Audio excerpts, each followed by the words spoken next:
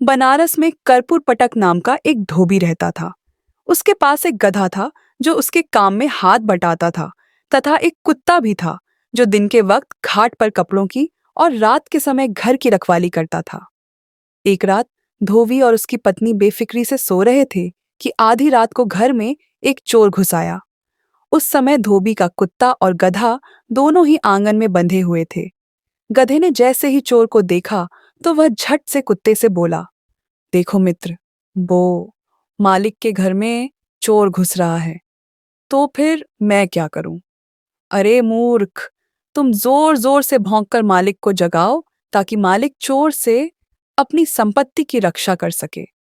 गधे भैया, तुम मेरे काम की चिंता मत करो। क्या तुम यह नहीं जानते कि मैं रात दिन मालिक के घर की रक्षा करता हूं और हमारा मालिक मेरी सेवा का एहसान ही कहाँ मानता है।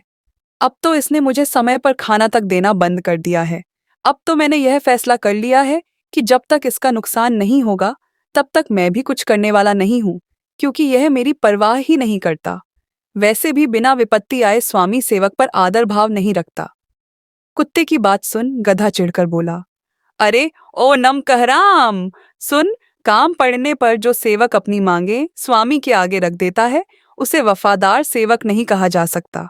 जो मालिक काम पड़ने पर ही नौकरों से बात करे तथा उनकी जरूरत समझे, वह स्वामी भी अच्छा नहीं होता। कुत्ते ने कहा, क्योंकि अपने नौकरों के दुख सुख का ख्याल रखना स्वामी का ही कर्तव्य है।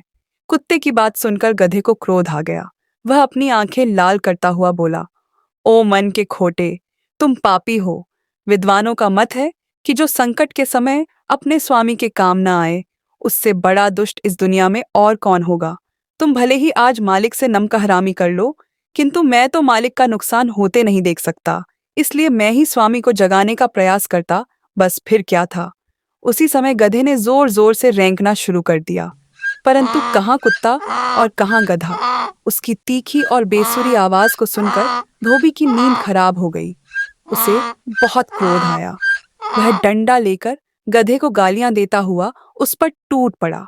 क्रोध से भरे धोबी ने बिना कुछ सोचे समझे गधे को मारना शुरू कर दिया।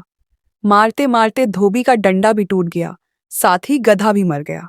जो अपने काम से काम नहीं रखता और दूसरों की जिम्मेदारियां उठाने की कोशिश करता है, उसका यही हश्र होता है।